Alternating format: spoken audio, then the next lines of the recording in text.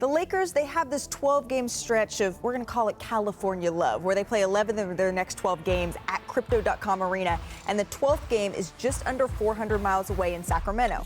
So the next time the Lakers play outside of the state of California, it's not going to be all the way until March 26th. So does everyone taking notes? We got our itinerary down here for all this. Zach, what's on the line for the Lakers during this stretch? I mean, potentially their season or their playoff viability. I mean, right now the Lakers and the Warriors are in that 9 and 10 spot, and the play-in is news. Some people don't remember this, but they will face each other, and a winner advances in the play-in game. Loser goes home. The Lakers, we talk about them, are they contenders? The first step is to get into at least the 7 and 8 bracket of the play-in, and every single game is urgent for them. They have games to make up. They need every game to save their season.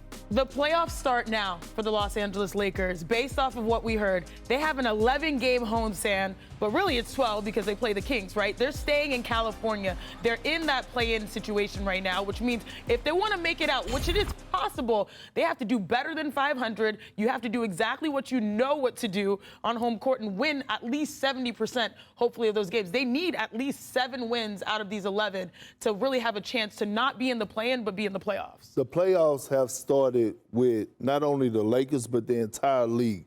But since we're talking about the Lakers, right now the Lakers have one foot on the banana peel and the other foot in the grave, okay?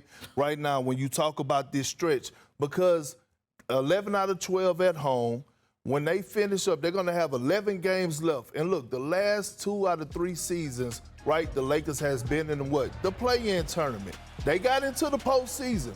But sooner or later, every household that all 4 of us that grew up in, our mamas, our daddies, our grandmas, our grandpas have told us what about touching the stove. If you touch that stove, sooner or later you're gonna get burnt. All of us that got burnt before. So here's the thing, right?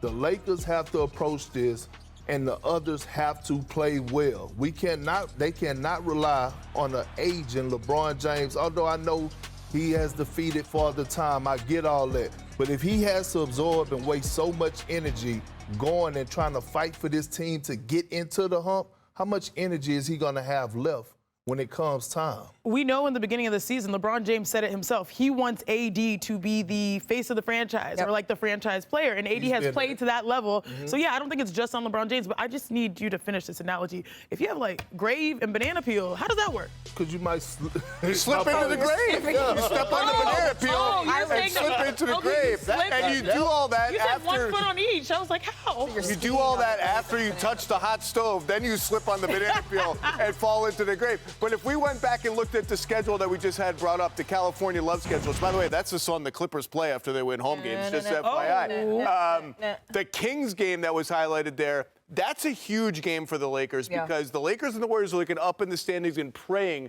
can one of you teams above us slump and fall back to us? And the Kings over the Pelicans, the Suns, and all those other teams are the best shot at having a team slump. They're not playing very well. There it is up there. So those teams are also rooting against the Kings and to open up that 7 and 8 spot because as unglamorous as it is, 7th and 8th, it doesn't sound like much. That's the immediate goal for the Lakers and for the Warriors. And to be honest, you're looking at this schedule right here.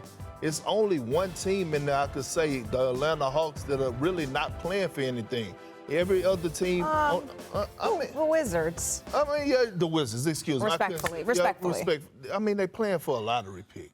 Okay, let's say sure for a lottery pick. But what I'm saying is that all those are meaningful games for the others as well. It's a very, very difficult stretch. Really, 9 and 3 to avoid having to win 2 play-in games. That would be so key for the Lakers, even if they're in the 7-8 versus in that 9-10 spot. It's a huge difference. Exactly, especially for LeBron James in year 21. And then if they get in, I'm never betting against LeBron James, Anthony Davis in the playoffs, but they need to get there first. All right, so that's the Lakers side of all of this. But Chiney, earlier in our production meeting, you were watching Kawhi Leonard in all of this for a very specific reason. Yeah, it really feels like the time has shifted over to the Los Angeles Clippers because we talked about the Lakers. They won a championship back in 2020. Now they're back in the Western Conference Finals. But really, we're saying that the Clippers are the team that have arrived. They're the team of the moment. And it's on the shoulders of Kawhi Leonard. And one thing that I realized in this battle for LA that we love because we're all LA-based is is that Kawhi actually has the most success versus LeBron James. And there are numbers to back it up, winning percentage-wise. Amongst players that have played against LeBron James at least 30 times, this is what he's done, 19-12. Mind you, we know that the Warriors have been LeBron's greatest rival as of late. But if you go from the Spurs to the Raptors to now some, moderate success on the Clippers, Kawhi has been the most successful. So, yeah, I mean, Paul George is out tonight. Yep. But still, Kawhi, I would not be surprised if he really takes this matchup personally because he's done this historically. Kawhi is the Terminator. And if it's not just against LeBron James, if you look at his whole career, he has one of the best individual winning percentage in the history of the league, similar to Tim Duncan before him. The Clippers have a chance to make a statement tonight, beat up on the Lakers. They've been slumping lately. Let's see him come out and do it. Wanna try to boast at what I look like. Keep them down, try to wear, I pull up long range. Jimmy with the heat, I'm on fire. It's NBA over here,